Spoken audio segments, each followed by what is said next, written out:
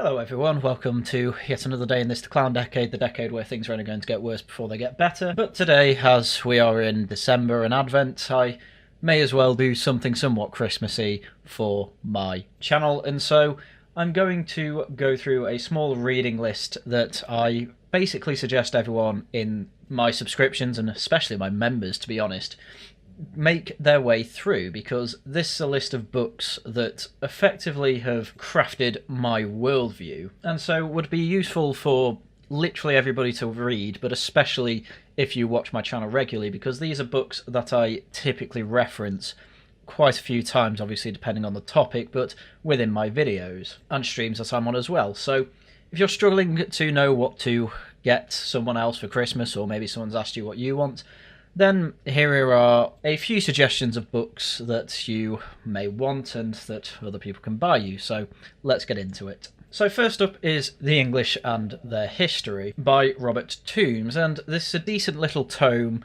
that effectively just covers the entire history all the way back to when there were Celtic tribes, right up until, I believe, just before the Brexit referendum, and gives quite a thorough account of basically everything that happened to the English, or certainly everything major that happened to the English within those millennia, in a decent 1,000-page volume. I would say this is certainly a book absolutely everyone should read even if they decently know English history, because it is a very good through line and narrative for England and its history.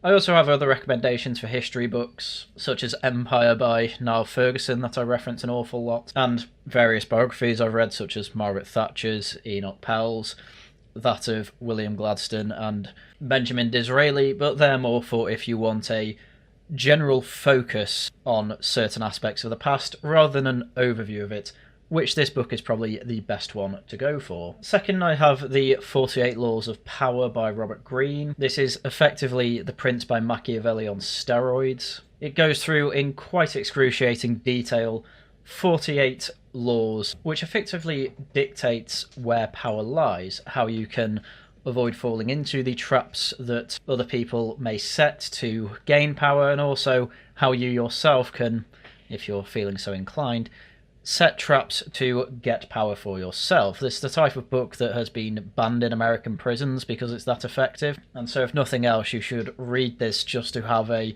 general overview on how, well, human social structures tend to end up in the hierarchies that they are in. As mentioned, Machiavelli's The Prince is also a decent read, though I would say it's more worth just reading The 48 Laws of Power, because everything written by Machiavelli is in this book and goes into more detail.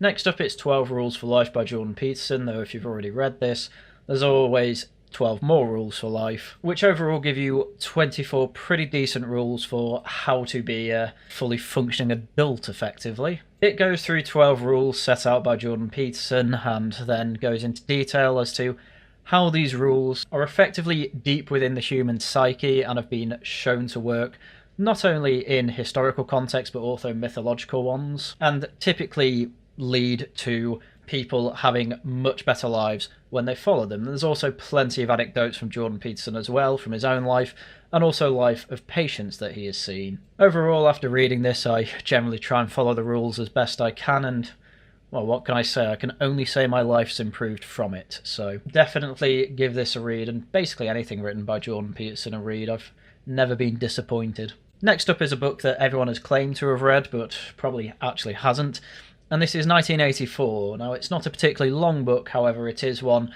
that is non-stop referenced, especially when it comes to the way that government deal with their own power in the modern day, especially when it comes to security, surveillance and war. And everyone knows the basic story of 1984, with Winston Smith living in a dystopia, and how he makes his way through it trying to be a subversive. It's an excellent book, but obviously everyone knows really the synopsis of it. People have probably seen the films, so if you haven't read it, definitely read it, but if you have already read it, I'd suggest literally any other of George Orwell's books.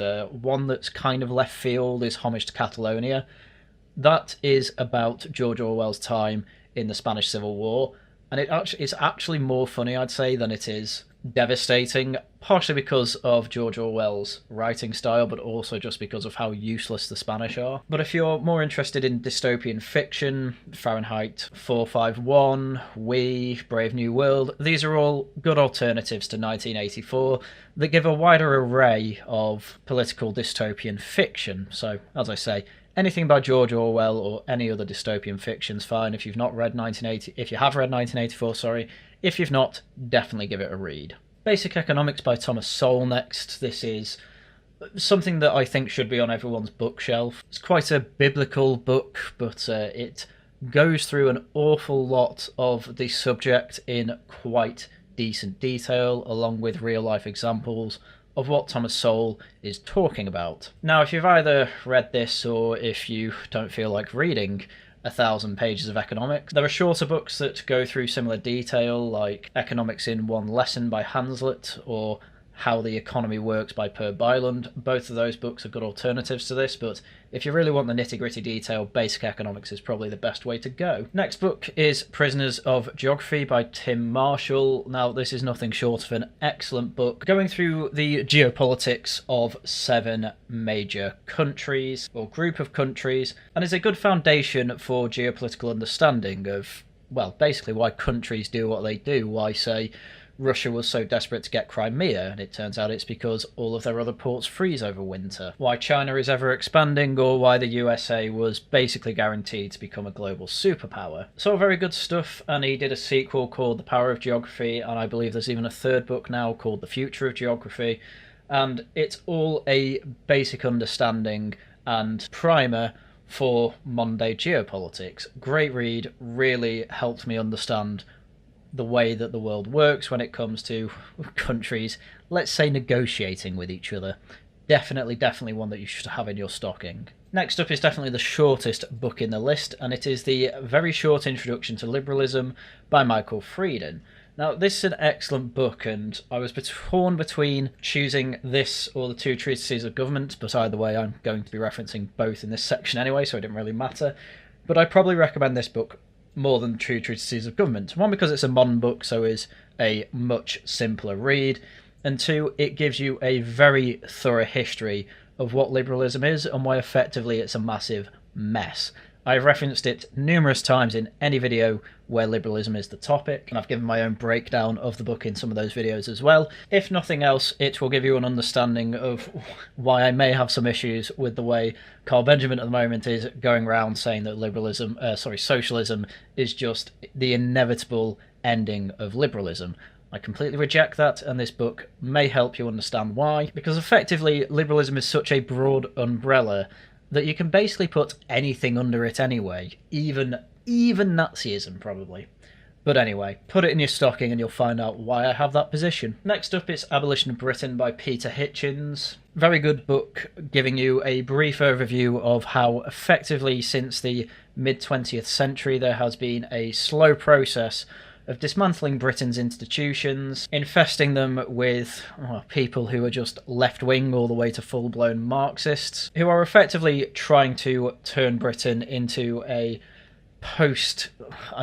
socialist revolutionary state, and how our classic traditions of British liberty and things like that have been completely subverted by these people, and how effectively history lessons are now just nonsense. We have become very Americanized, and how patriotism in Britain has been eroded.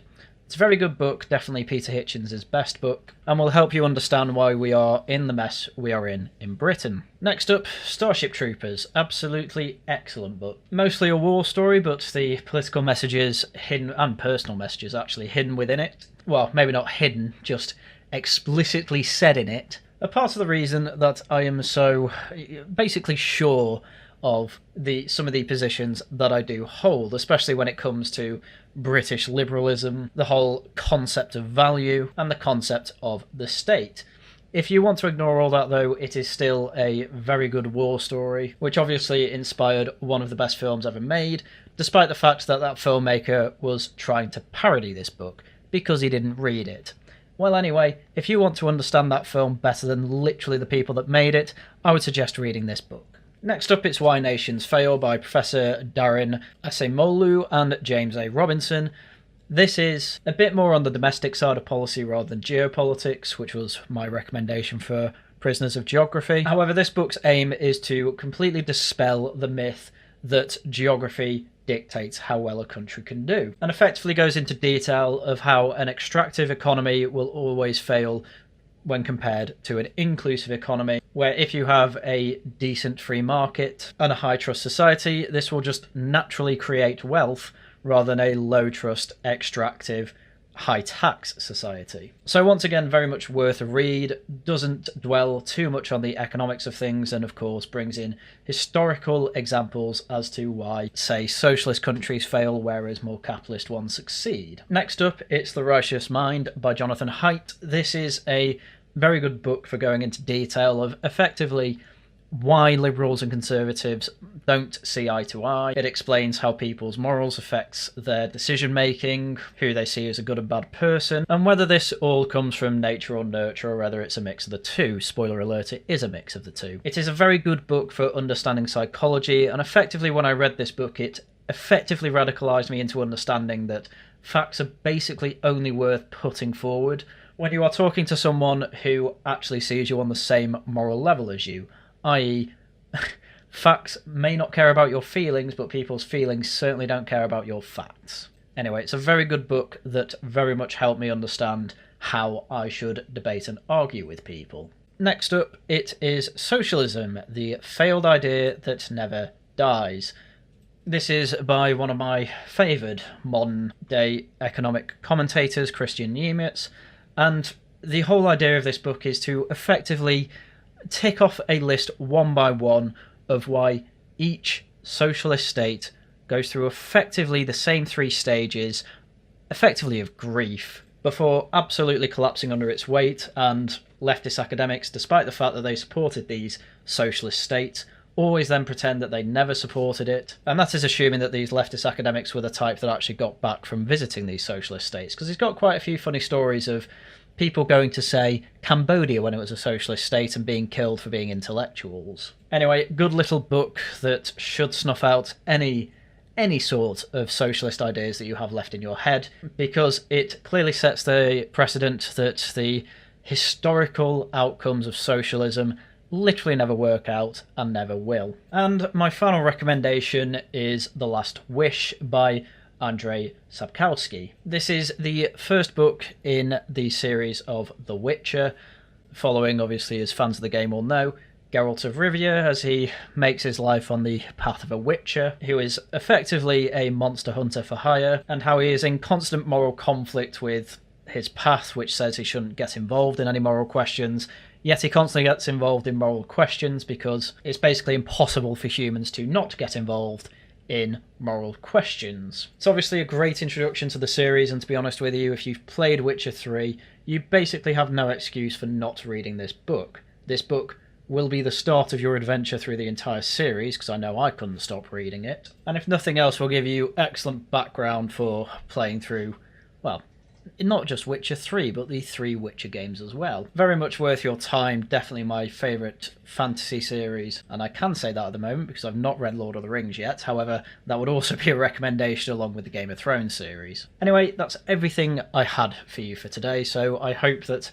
there is at least some books there that you have not read that I am inspiring you to read, because these are all excellent books that, if you haven't read, I would genuinely say you are missing out on. So go out there, use your Christmas money to buy these things. They usually have most of these books in Waterstones. Anyway, it's shill time. On Saturday, it's Laughing at the Guardian. It will be the last one of the year, so do come along to it. It's going to be very cosy.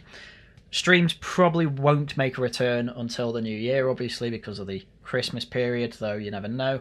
I might do a random stream sometime in the Christmas period, but it entirely depends how free I am, so you'll have to wait and see. Videos out as and when I can make them, obviously over the Christmas period. That's going to be a bit spotty, but I will do what I can. And with that, well, that's everything I had for you for today, so please do subscribe, become a channel member, give super chats, super thanks. They are all very good ways of helping the channel. And once again, thank you very much for watching, and until next time, goodbye.